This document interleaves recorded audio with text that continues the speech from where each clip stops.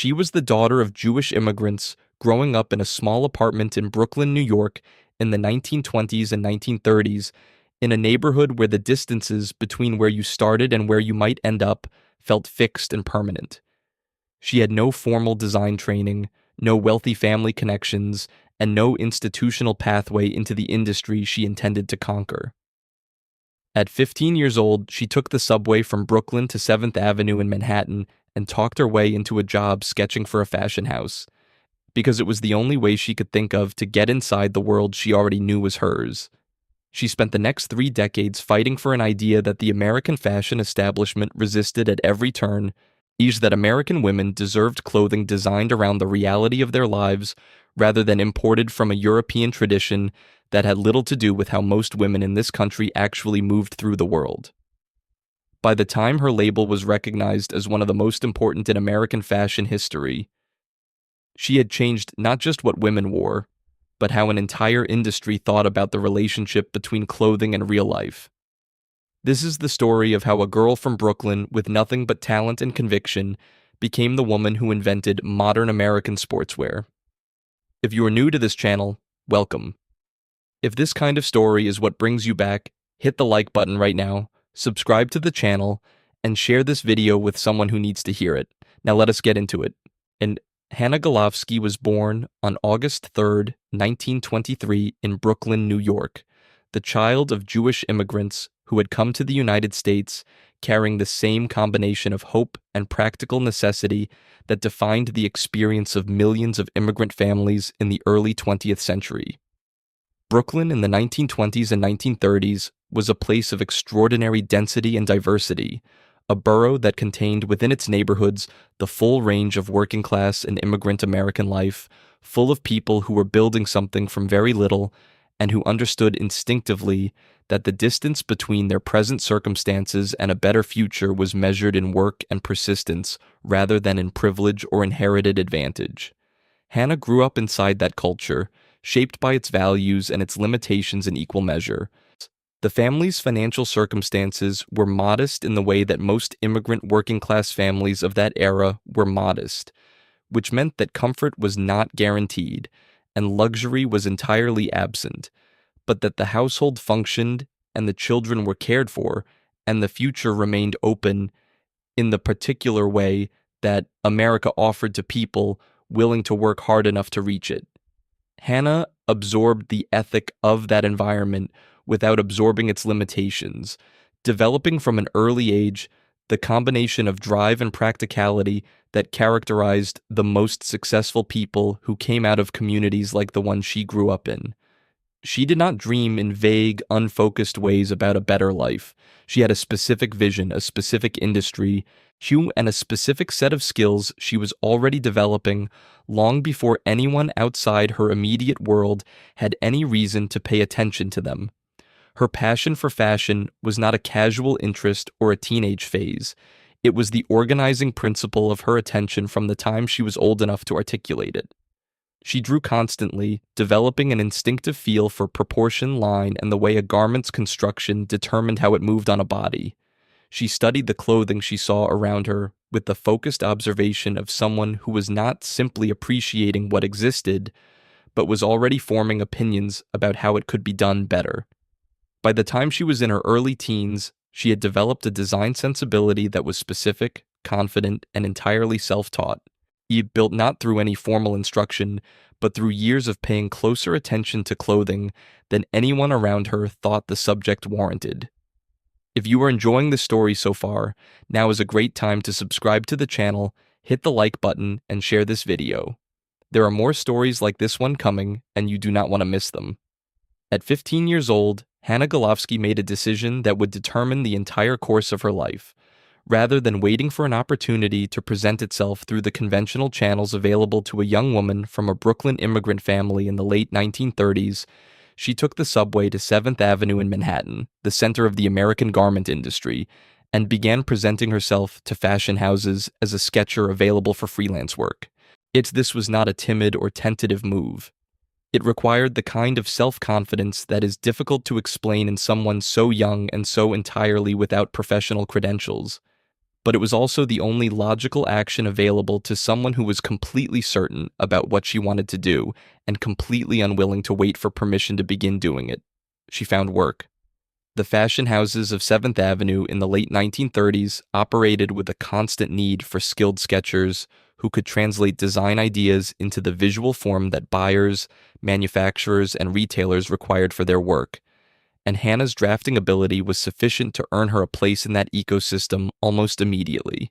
She worked while she was still in school, making her way between Brooklyn and Manhattan with a regularity that most adults would have found demanding, let alone a teenager carrying a full academic schedule alongside a professional life that she had essentially invented for herself.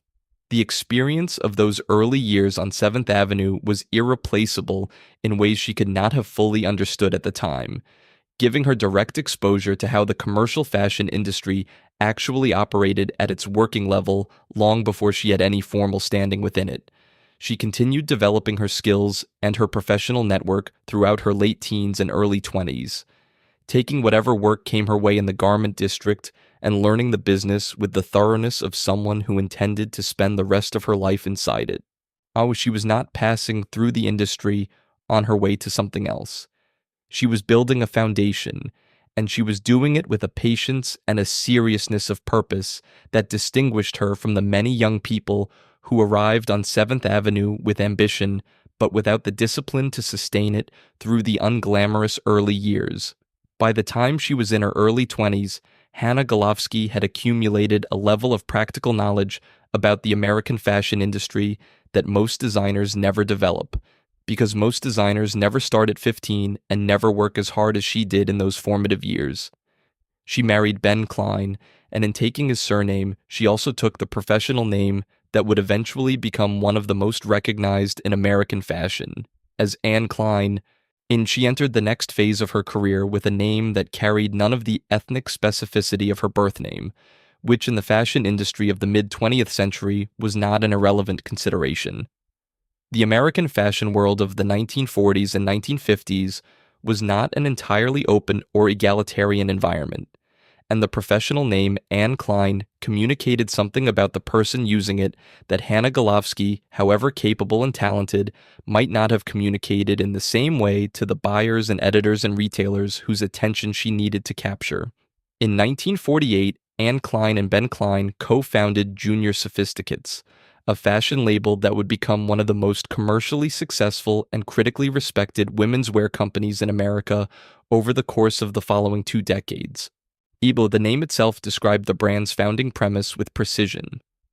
Junior in the fashion industry of the late 1940s referred to a specific size category associated with younger, smaller-framed women, a market segment that the established fashion houses of the era largely treated as a lesser version of the main women's wear market, deserving of lesser design attention and lesser quality. Sophisticates was Anne's direct challenge to that assumption, her declaration that the woman who wore junior sizes deserved the same level of design intelligence, construction quality, and aesthetic ambition as any other customer in the market. The distinction mattered because the fashion industry's treatment of the junior market in the late 1940s was a genuine failure of imagination and commercial attention. Manufacturers who produced clothing for junior sizes typically applied simplified versions of adult women's styles, reducing complexity and quality in proportion to the reduced size, as if the women buying these clothes were simply smaller adults with correspondingly smaller expectations. Anne believed the opposite was true. She believed that the younger, more active women who wore junior sizes were exactly the customers who most needed clothing designed for the reality of their lives, clothing that moved with them, that worked across multiple occasions, that held up under daily use, and that expressed a genuine fashion point of view rather than a scaled-down imitation of what older, wealthier women were wearing to formal occasions. Junior Sophisticates built its reputation on exactly that foundation. Yet the label produced clothing with a level of design sophistication and construction quality that the junior market had never previously been offered at a price point that the junior market could actually access. Anne's design instincts were rooted in the American sportswear tradition, which prioritized practicality, wearability, and the kind of versatile construction that allowed individual pieces to work across multiple combinations and occasions. She understood that most American women were not dressing for formal occasions or for the leisure class life that European fashion largely addressed. They were dressing for the actual complexity of modern American life, for work and family and social engagements and the constant movement between contexts that defined how women in mid-century America actually spent their days.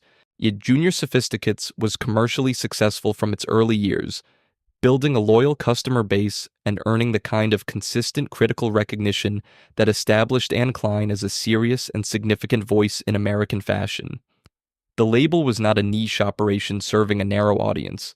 It was a mainstream commercial enterprise generating real revenue and real influence in an industry that had initially categorized its target market as secondary. By proving that the junior market could support genuine design ambition, Anne Klein changed how the industry thought about that market and opened space for a generation of designers who would follow her into the territory she had pioneered. In the central design philosophy that Anne Klein developed through her years at Junior Sophisticates and that she would refine and expand throughout the rest of her career was built around a single observation about the relationship between American women and their wardrobes that the fashion industry of her era had systematically failed to address. American women, as Anne observed them, did not live the kind of single-context lives that most women's fashion was designed to support. They were not primarily wives attending formal dinners, or socialites moving between events, or working women whose professional environment required a single consistent mode of dress. They were all of those things and more, often on the same day, navigating between domestic and professional and social contexts, with a frequency and fluidity that the existing conventions of women's fashion made unnecessarily difficult. The answer Anne developed to that problem was the concept of the sportswear coordinate, a system of separates designed to work together in multiple combinations, giving a woman the flexibility to assemble different outfits from a core wardrobe of well-made, versatile pieces, rather than requiring a separate complete outfit for every occasion and context her life demanded. This sounds like an obvious solution in retrospect, and it has been absorbed so completely into the general assumptions of American fashion that it is now difficult to remember it as a specific invention at a specific moment in time. In the context of American women's fashion in the 1950s and 1960s, it was a genuinely radical proposition because it challenged the fundamental commercial logic of an industry built on the assumption that more occasions required more complete outfits purchased separately. Anne also challenged the fashion establishment's assumption that good design was inherently a European property. The American fashion industry of the mid-20th century existed in a state of institutional deference toward Parisian couture that Anne found both commercially limiting and intellectually unjustified. European fashion, however brilliant in its own context, was designed primarily for women who lived in a specific social and economic world that had little to do with the daily reality of most American women. Into the Parisian ideal of the perfectly dressed woman moving through a life of cultivated leisure was not a useful model for the American woman who needed her clothing to function across the full range of a demanding modern life. Anne believed that American women deserved a fashion industry that started with their actual lives rather than with an imported ideal, and she spent her career building exactly that. Her advocacy for American design as a legitimate and distinct tradition was not simply a marketing position, it was a genuine intellectual argument about the relationship between fashion and culture, about how clothing should respond to the life its wearer actually lives rather than the life a designer imagines would be more aesthetically interesting. Indeed, that argument influenced not only the commercial development of American sportswear as a recognized fashion category, but also the broader cultural conversation about what the American fashion industry was for and who it was serving. Anne Klein did not win that argument quickly or easily. She made it consistently, over decades, through the quality and the design intelligence of the work itself until the work was undeniable. By the late 1960s, Anne had built Junior Sophisticates into one of the most respected labels in American women's wear. but the creative limitations of operating within the junior market framework had become increasingly constraining for a designer whose vision had grown far beyond the category that had given her her initial platform. At the sportswear coordinate concept she had spent 2 decades developing and refining was ready to be presented at a scale and with a level of investment that junior sophisticates could not provide. In 1968, Anne Klein made the decision to leave the company she had co-founded and start again from scratch under her own name, with a new company built entirely around the design philosophy she had spent her career assembling. Anne Klein and Company launched in 1968 with financial backing that gave the new label the production resources and retail positioning that junior sophisticates had never had. The founding of the new company represented Anne's most direct and unambiguous statement of creative intention, a decision to put her own name on a label that would stand or fall entirely on the strength of the work. Without the buffer of a brand identity that had been built over 2 decades under a different name. The Anne Klein label communicated something specific and deliberate from the moment it appeared in stores, that the woman whose name was on the door had a point of view that was worth paying attention to, and that point of view was rooted in 20 years of thinking seriously about what American women actually needed from their wardrobes. The triangular lion logo that Anne designed for the new company became one of the most recognized symbols in American fashion, a mark of quality and design intelligence that the label's consistent output justified season after season. The lion carried a specific resonance for Anne, representing strength, confidence, and then a kind of self-possessed authority that she believed American women deserved to feel in their clothing, and that she was determined to deliver through every garment that left her studio. The logo appeared on pieces that ranged from tailored blazers and well-constructed trousers to the sweaters and shirts and skirts that formed the core of the sportswear coordinate system she had been building toward her entire career, executed now at a level of quality and design sophistication that placed the Anne Klein label firmly in the upper tier of American fashion. The commercial and critical response to Anne Klein and Company confirmed that the 20 years Anne had spent developing her design philosophy had produced something the market was genuinely ready for. The label found its audience quickly and built loyalty with a consistency that reflected the quality and coherence of the work itself. Women who bought Anne Klein pieces found that they worked the way Anne had promised they would work, across occasions and contexts and combinations, holding their construction and their relevance season after season, in a way that justified the investment they represented.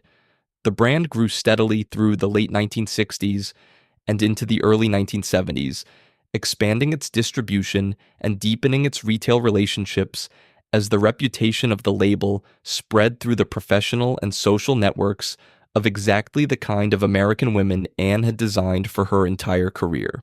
By the early 1970s, Anne Klein and Company had established itself as one of the foundational labels of American fashion, so a brand whose influence on the industry extended far beyond its own commercial success into the broader cultural and professional conversation about what American women's fashion was and what it could be.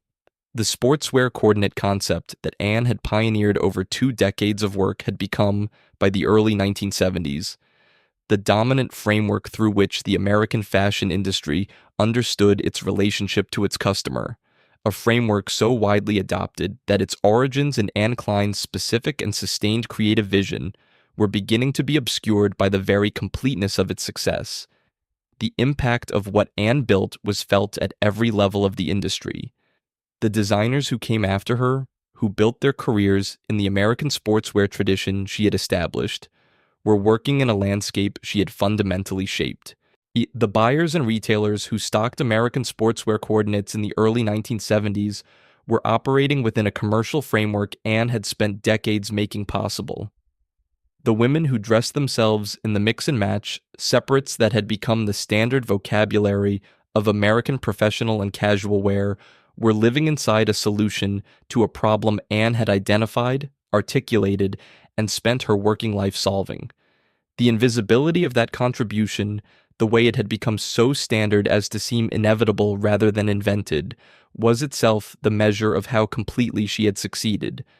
She had also made a broader argument about the legitimacy of American fashion that the industry would carry forward long after her own work was done, and the deference to European design that had characterized the American fashion establishment when Anne began her career had been substantially eroded by the time Anne Klein and Company was operating at its peak in the early 1970s, and Anne's consistent insistence on the value and distinctiveness of the American design tradition was a meaningful part of why that erosion had occurred.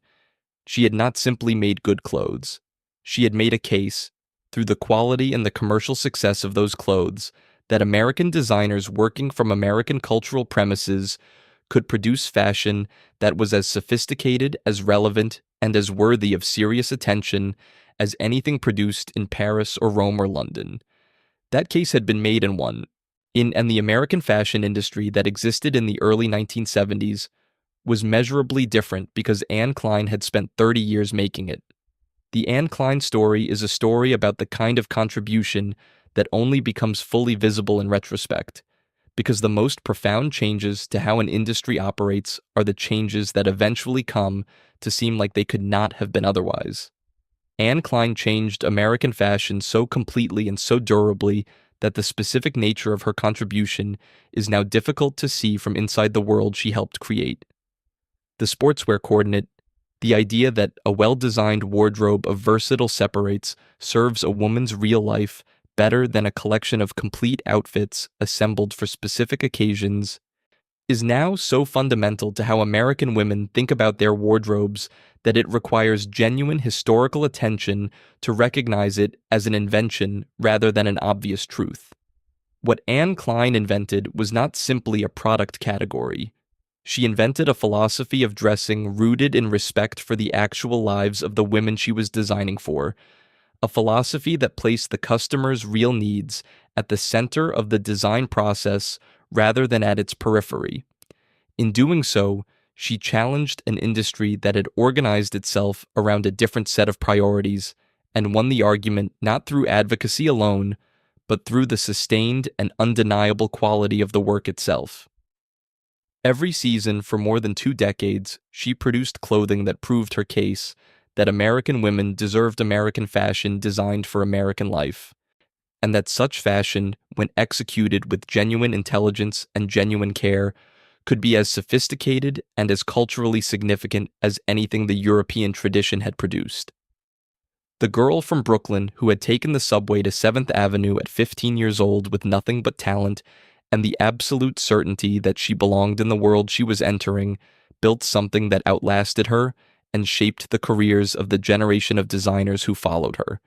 She built it without the advantages that most people who build things of comparable significance possess. Without family money, without institutional connections, without the kind of educational credentials that the industry she entered treated as the normal prerequisites for serious professional recognition. She built it through 30 years of focused, disciplined, visionary work that began in a Brooklyn apartment and ended with a label that carried her name on garments worn by the most accomplished women in America. That is the story of Anne Klein.